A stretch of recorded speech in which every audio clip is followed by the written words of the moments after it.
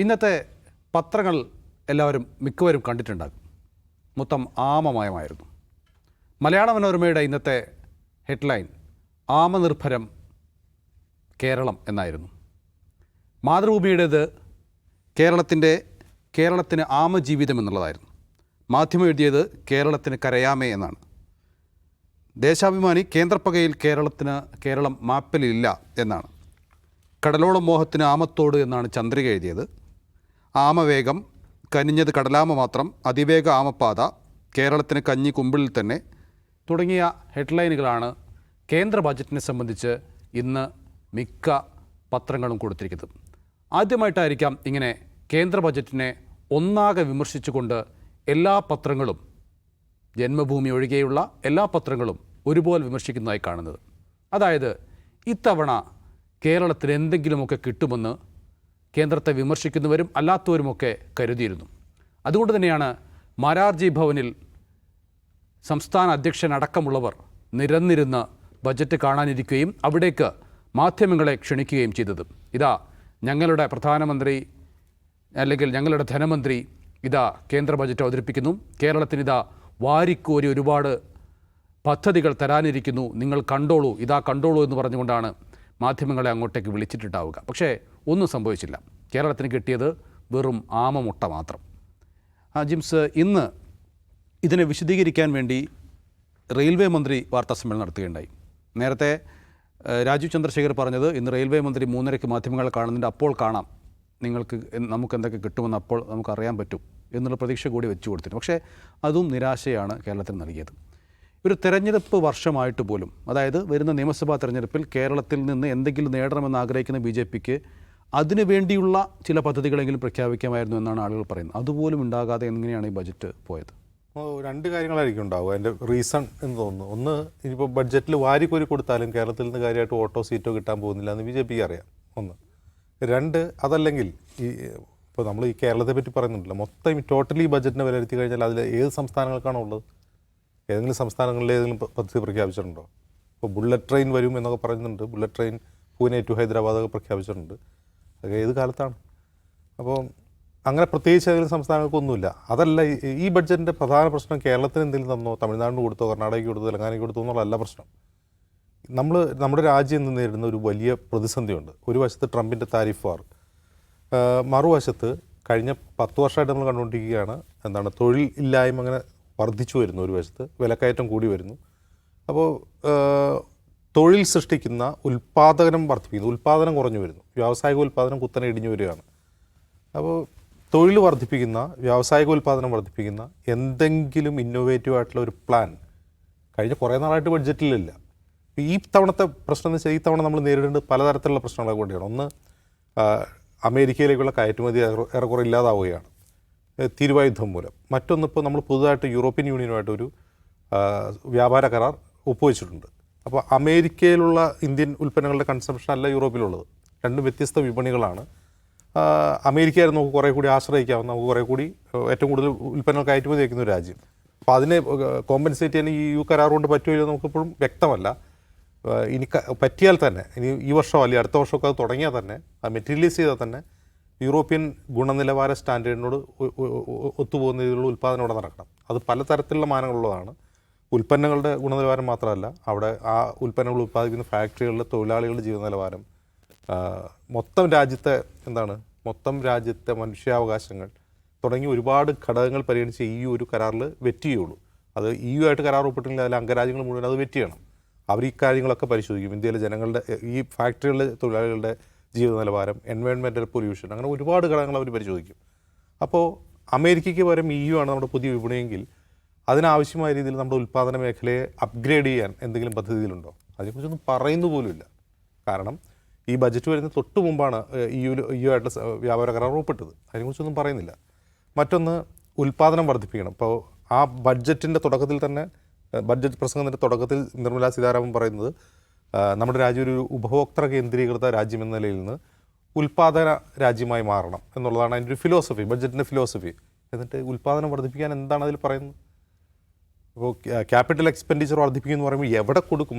അത് സ്ഥിരമായി നമ്മൾ കേൾക്കുന്നതാണ്, എല്ലാ ബഡ്ജറ്റിലും കേൾക്കുന്നതാണ്. എവിടെയാണ് അത് എക്സ്പെൻഡിച്ചർ എവിടെയാണ് ഉണ്ടാവുക?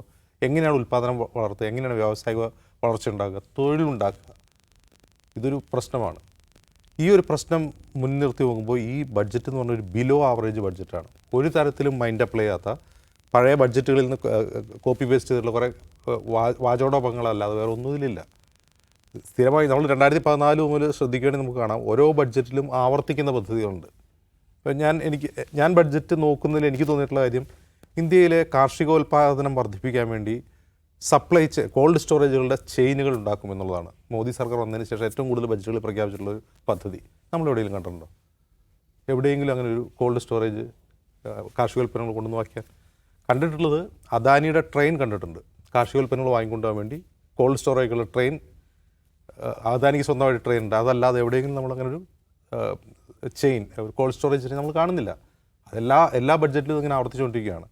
അപ്പോൾ ഏറ്റവും പ്രധാനപ്പെട്ട കാര്യം, ഇപ്പോൾ നോട്ട് നിരോധനത്തിന് ശേഷം നമ്മുടെ രാജ്യത്തെ MSMEകൾ തകർന്നടിച്ചിട്ടുണ്ട്. GST വന്നതിന് ശേഷം MSMEകൾ തകർന്നടിച്ചിട്ടുണ്ട്. അപ്പോൾ MSMEകളെ പുനരുജ്ജീവിപ്പിക്കുക എന്നുള്ളത് ഈ ബഡ്ജറ്റിലൊരിതാണ്. പക്ഷേ അതിൽ പുതുതായിട്ടൊന്നും പറയുന്നില്ല. എങ്ങനെ MSMEകളെ പുനരുജ്ജീവിപ്പിക്കും, എങ്ങനെയാണത് റിവാമ്പ് ചെയ്യുക എന്നുള്ളതിനെക്കുറിച്ച് ഒരു ധാരണയില്ലാത്ത ഒരു ബഡ്ജറ്റാണ്. അപ്പോൾ ഒരു ബിലോ ആവറേജ് ബഡ്ജറ്റ് വെറുതെ വായിച്ചു പോകുക എന്നതിനപ്പുറം വേറെ ഒന്നും ഉണ്ടായിട്ടില്ല. അതിനർത്ഥം ഈ ബഡ്ജറ്റിലുള്ളത് മാത്രമേ രാജ്യത്ത് നടക്കുന്നുള്ളതല്ല. ബഡ്ജറ്റിലും പുറത്തും കുറേ കാര്യങ്ങളൊക്കെ നടക്കാറുണ്ട്. അത് സർക്കാർ തീരുമാനിച്ച് എവിടെയെങ്കിലും കൊടുക്കണമെങ്കിൽ കൊടുക്കും എന്നല്ലാതെ ബഡ്ജറ്ററി പ്രൊവിഷനായിട്ടൊരു സാധനം ഇല്ല എന്നുള്ളതാണ്. അപ്പോൾ കേരളത്തിന് മാത്രമായിട്ട് എന്തെങ്കിലും ഉണ്ടോ എന്ന് ചോദിക്കുമ്പോൾ കേരളത്തിനില്ല, തമിഴ്നാടിനില്ല, കർണാടകയ്ക്കില്ല, മറ്റ് സംസ്ഥാനങ്ങൾക്കില്ല, ഒന്നുമില്ല. ഒരു സംസ്ഥാനങ്ങൾക്കും ഒന്നും പ്രത്യേകിച്ച് ഒന്നും പറയാനില്ലാത്ത ഒരു പച്ചവെള്ളം കുടിക്കുന്ന ഫീലുള്ള ഒരു ബഡ്ജറ്റാണ് ഇപ്പോൾ ഉണ്ടായിട്ടുള്ളത്. ഇനി കേരളത്തിലൊരു തെരഞ്ഞെടുപ്പ് വരാൻ പോവുകയാണ്. അപ്പോൾ തെരഞ്ഞെടുപ്പ് വരുമ്പോൾ സ്വാഭാവികമായിട്ടും മലയാളികൾ ഇത് പ്രതീക്ഷിക്കാനുള്ളൊരു കാരണം, ഈ ബഡ്ജറ്റിന് തൊട്ട് മുമ്പ് കേരളത്തിൽ നിന്ന് 2 കേന്ദ്രമന്ത്രിമാരുണ്ട്. അവരും BJP സംസ്ഥാന അധ്യക്ഷൻ ഉൾപ്പെടെയുള്ള BJP നേതാക്കളും വലിയ വാചകടി നടത്തിയിരുന്നു. എയിംസ് വരും കേട്ടോ മറ്റേ മോനെ എന്നൊക്കെ പറഞ്ഞിട്ടാണ് ഒരു കേന്ദ്രമന്ത്രി പ്രസംഗിച്ചത്. എവിടെ വന്നു? അതിനൊരു മറുപടി വേണ്ടേ? എപ്പോൾ വരും, എന്തുകൊണ്ട് വരുന്നില്ല? ഇത് മറുപടി പറയാൻ പോലും ഈ 2 കേന്ദ്രമന്ത്രിമാർക്കോ, അതായത് ജോർജ് കുര്യനോ സുരേഷ് ഗോപിക്കോ കഴിയുന്നില്ല. ഇന്ന് സുരേഷ് ഗോപിയുടെ മുമ്പിൽ മൈക്ക് വെച്ചു. അത് കേന്ദ്രത്തെ എന്താണ് ഒരു പ്രസ് ബ്രീഫിംഗ് വരും. ആര് നടത്തും? സുരേഷ് ഗോപി നടത്തും.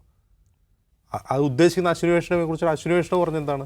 2014 വരെയുള്ള റെയിൽവേ വിഹിതം, ബജറ്റ് വിഹിതം 375 കോടിയായിരുന്നു. ഈ വർഷം അത് 3700 കോടിയായി. 2014 ഡോളറിനെ അപേക്ഷിച്ച് രൂപയുടെ വില എത്രയാണ്? പെട്രോളിന് ഡീസലിൻ്റെ വില എത്ര വർദ്ധിച്ചു? അത് 370 കോടി 3700 കോടിയായതാണ്. അത് 10 ഇരട്ടി വർദ്ധിപ്പിച്ചു എന്നുള്ളതാണ് അവർ നേട്ടമായിട്ട് പറയുന്നത്. ഒരു പുതിയ പദ്ധതിയും ഇല്ല, പറയാനില്ല. ഒരു പുതിയ പദ്ധതിയും അശ്വിനി വൈഷ്ണവ് നമ്മളോട് പറയാനില്ല റെയിൽവേയുടെ കാര്യത്തിൽ. റെയിൽവേ പോട്ടെ, എയിംസ് എന്താണ്? എയിംസിനെ പറ്റി എന്തെങ്കിലും ഒരു കൺക്ലൂസീവായിട്ടൊരു കാര്യം പറയണ്ടേ?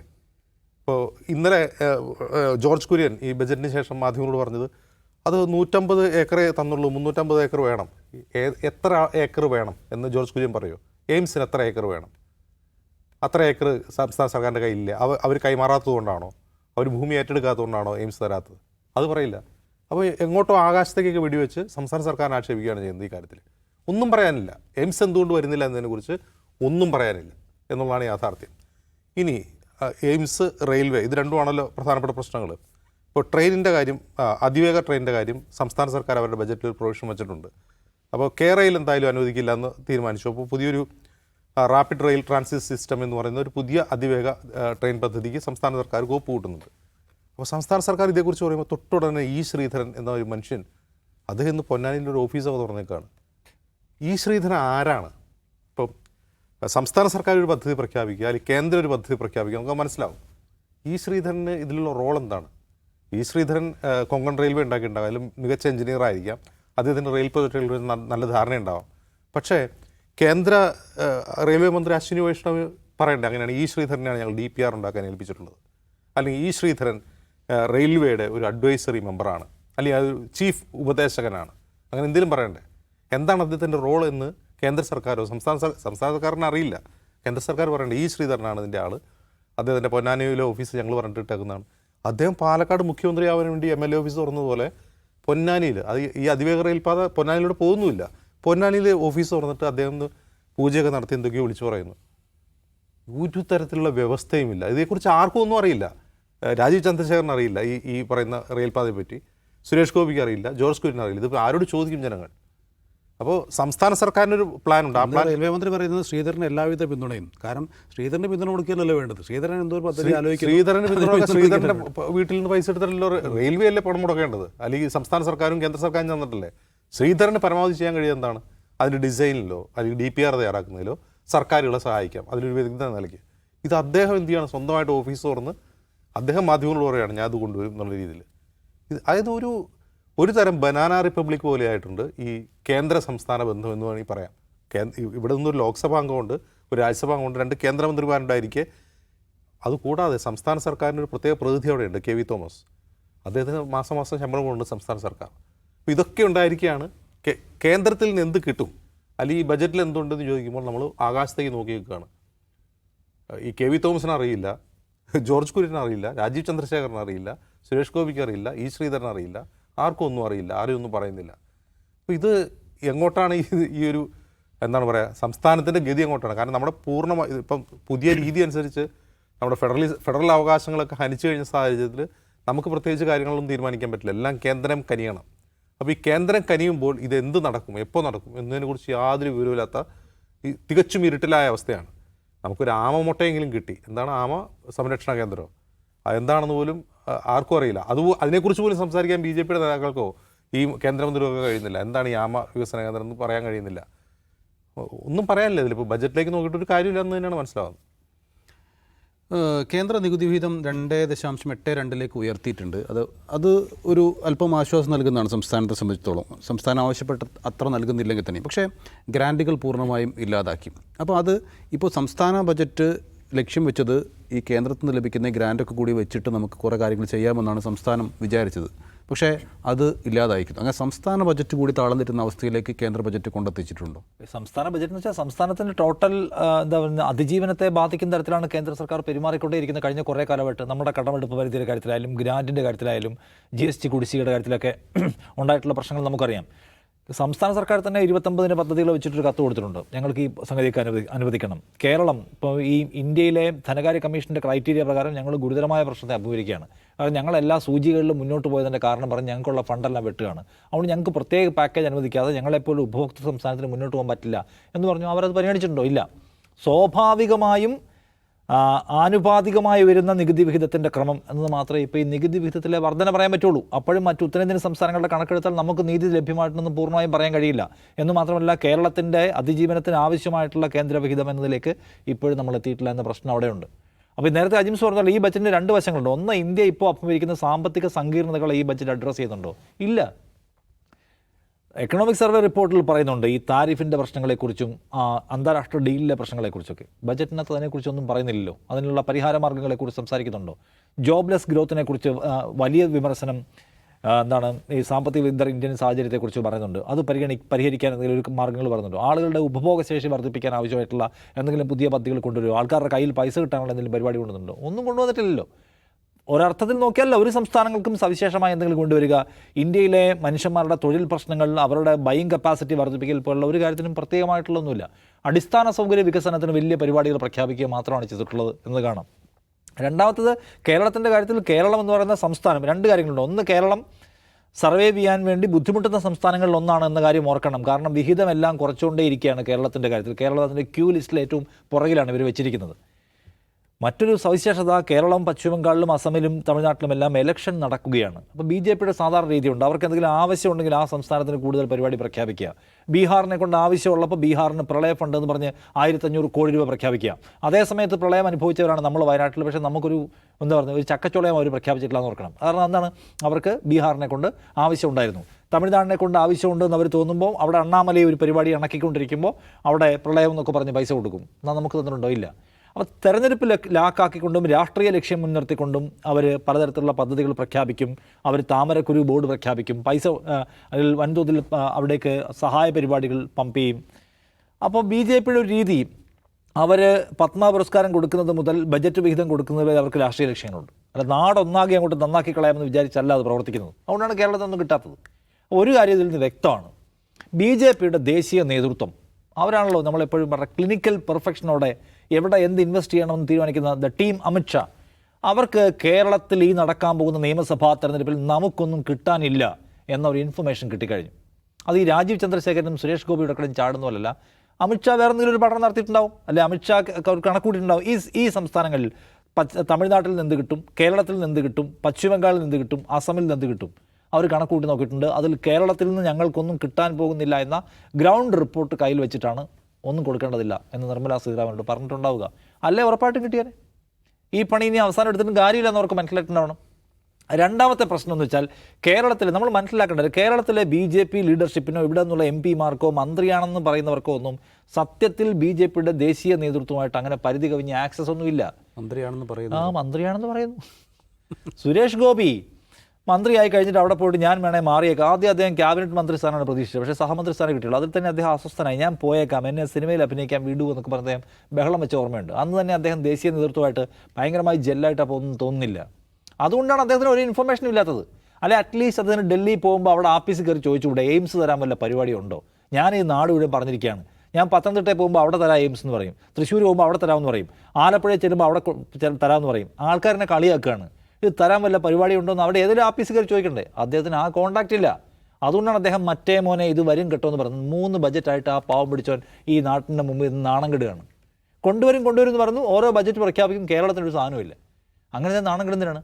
രാജീവ് ചന്ദ്രശേഖർ ബജറ്റ് മാരാർജി ഭവനിലെ ആഫീസിൽ വലിയ സ്ക്രീനിലിരുന്ന് കാണുകയാണ് അവരുടെ സഹപ്രവർത്തകരായിട്ടുള്ള സംസ്ഥാന നേതാക്കൾക്കൊപ്പം. അതിൻ്റെ പടം അദ്ദേഹം രാവിലെ സോഷ്യൽ മീഡിയയിൽ പബ്ലിഷ് ചെയ്തു. കാരണം എന്താണ്, കേരളത്തിന് വരാൻ പോകുന്ന വിഹിതം തത്സമയം കാണുകയാണ്. പക്ഷേ ആരൊക്കെയോ അവിടെ ഇരിക്കുന്ന BJP നേതാക്കളൊക്കെ ഒന്ന് ഡയറിയിലോ എന്നൊക്കെ എഴുതിയെടുക്കുകയൊക്കെ ചെയ്യുന്നുണ്ട് ഈ നിർമ്മലാ സീതാരാമൻ്റെ പ്രസംഗം. അപ്പോൾ നമ്മൾ ഓർത്തു എന്തോ ഒരു സംഗതി വരാൻ പോകുന്നു, രാജീവ് ചന്ദ്രശേഖരന് അതിനകത്ത് കൃത്യമായ ഇൻഫർമേഷൻ ഉണ്ട്, അതിന് അദ്ദേഹം ഒരു ബിൽഡപ്പ് കൊടുക്കാമെന്നാണ്. വല്ലതും ഉണ്ടായോ? അവിടെ ഇരുന്ന് എഴുതിയെടുത്തതല്ലാതെ കേരളത്തിന് എന്ത് കിട്ടി? കടലാമ സംരക്ഷണ പരിപാടിയെക്കുറിച്ച് ഇനി അവർക്ക് അവർ അവിടെ പോയി ചോദിക്കണം, അല്ലെങ്കിൽ ഗൂഗിൾ ചെയ്ത് നോക്കണം എന്താണ് ഈ പരിപാടി എന്ന്.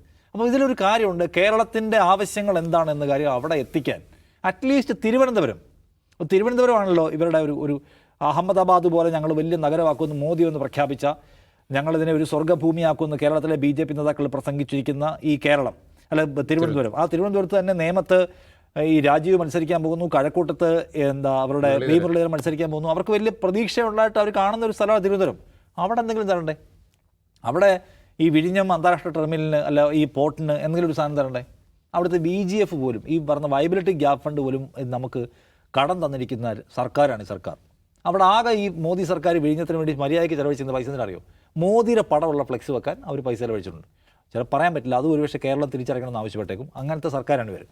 അപ്പോൾ അതിന് തന്നിട്ടില്ല, വയനാടിന് തന്നിട്ടില്ല, നമുക്ക് സ്പെഷ്യൽ പാക്കേജ് വെച്ചിട്ട് അത് തന്നിട്ടില്ല, ഹൈസ്പീഡ് റെയിൽ തിരിഞ്ഞു നോക്കിയിട്ടില്ല. ഏതോ ഒരു BJP നേതാവ് പൊന്നാനിയിൽ ആഫീസ് തുറന്നിരിക്കുകയാണ്, അദ്ദേഹം അത് കിട്ടുമെന്ന് പ്രതീക്ഷിച്ചിരിക്കുകയാണ്. ചിലപ്പോൾ ചെയ്തുകളായിരിക്കും, അവരുടെ കാര്യമൊക്കെ അങ്ങനെയാണ്. അവരിപ്പോൾ ഈ പറഞ്ഞ സിസ്റ്റമാറ്റിക്കായിട്ടൊന്നും അല്ല ഇതൊന്നും കൊടുക്കുന്നത്, അവർ ഓരോ തരത്തിലുള്ള പണികൾ ഇങ്ങനെ എടുക്കുന്നത്. പക്ഷേ ഈ എന്താണ് നമ്മുടെ ശ്രീധരൻ ആഫീസ് തുറന്ന് വെച്ചിരുന്നാൽ ഈ കേരളത്തിൽ മുഴുവൻ ഭൂമി എടുത്താലേ അത് ഉണ്ടാക്കാൻ പറ്റുള്ളൂ. ഈ ഭൂമി ആരെടുത്ത് കൊടുക്കും? ഈ ഭൂമി എടുത്തു കൊടുക്കുന്നത് ഇവിടുത്തെ സ്റ്റേറ്റ് ഗവൺമെൻറ് ആണല്ലോ. പൊന്നാനി ആഫീസ് തുറന്നിരുന്ന ആൾക്കാർ അവരുടെ കരടച്ച രസീതുമായിട്ട് ആഫീസിൽ ചെന്ന് ഞങ്ങളുടെ ഭൂമി കൊടുക്കും? ഇല്ലല്ലോ. അപ്പോൾ ഇതൊക്കെ ആ നിലയ്ക്കുള്ള ഒരുതരം നേരത്തെ പറഞ്ഞ പോലെ ഒരു ബനാന റിപ്പബ്ലിക് പരിപാടി നടത്തിക്കൊണ്ടിരിക്കുകയാണ്. ഒരു കാര്യം വ്യക്തമാണ്, 2 കാര്യം അതിനകത്ത് എനിക്ക് പറയാനുള്ള ഒരു കാര്യം ഇതാണ്, കേരളത്തിലെ BJP നേതാക്കൾക്ക് കേരളത്തിൻ്റെ ആവശ്യം അവിടെ കൊണ്ടുപോയി കേരളം നന്നാവണമെന്നുള്ള ആഗ്രഹത്തിന്മേലൊന്നും ആയിരിക്കണമെന്നില്ല. പക്ഷേ ഞങ്ങൾക്ക് ഈ തവണ എന്തെങ്കിലും ഒരു പദ്ധതി തന്നാലേ ഇലക്ഷനിൽ ആൾക്കാരുടെ മുഖത്ത് നോക്കാൻ പറ്റൂ എന്ന് പറഞ്ഞ് ബോധിപ്പിച്ച് ഒരു പദ്ധതി വാങ്ങിയെടുക്കാൻ കഴിയുന്ന തരത്തിൽ ആക്സസ് ഇവർക്കൊന്നും ഉണ്ടെന്ന് എനിക്ക് തോന്നുന്നില്ല. ആ നിലയ്ക്കുള്ള ആക്സസ്. രണ്ടാമത്തെ കാര്യം ഇതാണ്, കേരളത്തിന് ഇപ്പോൾ ഒന്നും വാരിക്കോരി കൊടുത്താലും കേരളത്തിനൊന്നും കിട്ടാൻ പോകുന്നില്ല എന്ന ഇൻപുട്സാണ് കൃത്യമായിട്ട് അമിത്ഷായുടെ മുമ്പിലുള്ളത്. അതുകൊണ്ടാണ് അദ്ദേഹം കൊടുക്കേണ്ടതില്ല എന്ന് തീരുമാനിച്ചിട്ടുള്ളത്. അതിനാവശ്യമായിട്ടുള്ള പരിസരം ഒരുങ്ങി വരട്ടെ എന്നാണ് ഇവർ പറയുന്നത്. BJPക്കാർ ഇപ്പോൾ ഫേസ്ബുക്കിലും ഇൻസ്റ്റഗ്രാമിലും എല്ലാം പോയി പറയുന്നത്, ഈ പൈസ നിങ്ങൾക്ക് തന്നിട്ട് എന്തിനാണ്? ഇവിടെ ഭരിക്കുന്നത് ഈ പറഞ്ഞ കമ്മി ജിഹാദികളല്ല ഇവിടെ ഭരിക്കുന്നത്. ആദ്യം ഞങ്ങളുടെ സർക്കാർ കൊണ്ടു, അപ്പോൾ പൈസ തരാമെന്നാണ്. ഞങ്ങളുടെ സർക്കാർ പൈസ തരാൻ ഇവരുടെയൊക്കെ വീട്ടിൽ അടുക്കളയിരിക്കുന്ന പൈസയാണ് നമ്മൾ ചോദിക്കുന്നത്. കാശ് അങ്ങോട്ട് നികുതി ചൊക്കച്ചോള പോലെ എണ്ണി കൊടുത്തിട്ട് അതിൻ്റെ വിഹിതമാണ് ചോദിക്കുന്നത്. ഇന്ത്യയിലെ ഒരു സംസ്ഥാനമാണ് നമ്മൾ. ആ സംസ്ഥാനത്ത് നമ്മളെല്ലാം കൃത്യമായിട്ട് നികുതി അടച്ചിട്ട് ആ നികുതിയുടെ പ്രോപ്പറായിട്ടുള്ള വിഹിതം ഞങ്ങൾക്ക് തരണമെന്നല്ലേ പറയുന്നത്. അല്ലാതെ അമിത്ഷായുടെയും നരേന്ദ്രമോദിയുടെയും കുടുംബ സ്വത്തിൽ നിന്ന് ഒരു ഭാഗം എടുത്ത് തരാനല്ലോ പറയുന്നത്. ഞങ്ങളുടെ ഭരണം തന്നാലേ തരുമെന്ന്. അങ്ങനെ ഒരു ഭരണം, ആരുടെ ഭരണമായാലും പൈസയ്ക്കുള്ള റൈറ്റ് നമുക്കില്ലേ? കാലാകാലങ്ങളായിട്ടുള്ള കേരളത്തിൻ്റെ ഇന്ത്യയുടെ വളർച്ചയുടെ ഭാഗമായിട്ട് ആവശ്യമുള്ള വലിയ പദ്ധതികൾക്കുള്ള റൈറ്റ് നമുക്കില്ലേ? നമുക്ക് അതിവേഗ റെയിൽ കൊണ്ടുവരാനുള്ള റൈറ്റ് ഇല്ലേ? അതിന് നമ്മൾ പൈസ കൊടുക്കുന്നു, നമുക്ക് തിരിച്ചു തരണമെന്നാണ് പറയുന്നത്. നമ്മൾ 1 രൂപ അങ്ങോട്ട് നികുതി അടയ്ക്കുമ്പോൾ അതിൻ്റെ 4 നമുക്ക് തിരിച്ചു കിട്ടുന്നുണ്ട്, ഇല്ലല്ലോ. അതിൻ്റെ 3-4 ഇരട്ടി വാങ്ങിക്കുന്ന നോർത്ത് ഇന്ത്യൻ സംസ്ഥാനങ്ങളില്ലേ, അവർക്ക് നമുക്കെല്ലാം ഒരു റൈറ്റല്ലേ ഉള്ളൂ. അപ്പോൾ ഇതുകൊണ്ട് ഞങ്ങളുടെ ഡബിൾ എഞ്ചിൻ സർക്കാർ വന്നാലേ തരൂ എന്ന് പറയാൻ അങ്ങനെ ഒരു നമ്മൾ ചോദിച്ച നികുതി പണം തിരിച്ചു ചോദിക്കുന്നത്, അല്ലാതെ കൂടുതലൊന്നും ചോദിക്കുന്നില്ലല്ലോ. അപ്പോൾ ഈ ഫാക്ടേഴ്സ് അതിനകത്തുണ്ട്. അപ്പം എനിക്ക് തോന്നുന്ന ഒരു കാര്യം, ബി ജെ പിയുടെ സ്റ്റേറ്റ് ലീഡർഷിപ്പിൻ്റെ പ്രതീക്ഷയെയും ആത്മവിശ്വാസത്തെയും വലിയ തോതിൽ തകർത്തിട്ടുള്ള ഒരു ബജറ്റാണിത്. കാരണം അവർക്ക് പറയാനൊന്നുമില്ല. എന്നിട്ട് അവർ ടോട്ടൽ ബജറ്റിൻ്റെ കണക്കെടുത്ത് വെച്ചിട്ട് അതിൻ്റെ ഇങ്ങനെ കണക്ക് കൂട്ടി നോക്കുമ്പോൾ ഇത്ര വിഹിതം കേരളത്തിന് കിട്ടുമല്ലോ, അപ്പോൾ അത് എല്ലാ സംസ്ഥാനങ്ങളും കിട്ടും, ഇതുവരെ പറഞ്ഞുകൊണ്ടിരുന്ന പോലല്ല. അതുകൊണ്ട് രാജീവ് ചന്ദ്രശേഖരനെ സംബന്ധിച്ച് ഈ ബജറ്റ് പ്രഖ്യാപനം ഒരു ഇരുട്ടടിയായി പോയി എന്നാണ് ഞാൻ കാണുന്നത്. സുരേഷ് ഗോപിയുടെ കാര്യത്തിൽ അദ്ദേഹം കഴിഞ്ഞ 3-4 വർഷമായിട്ട് ഇരുട്ടടി കൊണ്ടുകൊണ്ടിരിക്കുന്നത് വിഷയമല്ല. മാത്രമല്ല അദ്ദേഹത്തിന് ഒരു പ്രിവിലേജ് ഉള്ളത്, മൈക്ക് വെച്ച് മാധ്യമങ്ങൾ ചോദിക്കുമ്പോൾ പരസ്പര ബന്ധമില്ലാത്ത എന്തെങ്കിലും കാര്യം പറഞ്ഞ് അതിന് തടി തപ്പാൻ പറ്റും. ഞാൻ എന്താ പറയുന്നത്, ബജറ്റ് സമ്മേളനം കഴിഞ്ഞിറങ്ങി വരുമ്പോൾ ബജറ്റിൻ്റെ കാര്യം ചോദിക്കൂ, ഇപ്പോൾ ഞാൻ അമ്പലത്തിൽ നിന്നാണ് വരുന്നതെന്നൊക്കെ പറഞ്ഞ് അദ്ദേഹത്തിന് ഊരാം. കാരണം അദ്ദേഹത്തിന് എന്തും പറയാനുള്ള സ്ഥാനം കൊടുത്തിട്ടുള്ളൂ. രാജീവിൻ്റെ കാര്യത്തിൽ കുറച്ച് അദ്ദേഹം വിശദീകരിക്കേണ്ടി വരും, അതിൽ അദ്ദേഹം ബുദ്ധിമുട്ടുകയും ചെയ്യും. യെസ്, ബുദ്ധിമുട്ടൊന്നും നമ്മൾ കണ്ടുകൊണ്ടിരിക്കുന്നുണ്ട്. ഓരോ ദിവസവും അദ്ദേഹം അത് വിശദീകരിക്കാൻ വേണ്ടി വല്ലാതെ പാടുപെടുന്നുണ്ട്.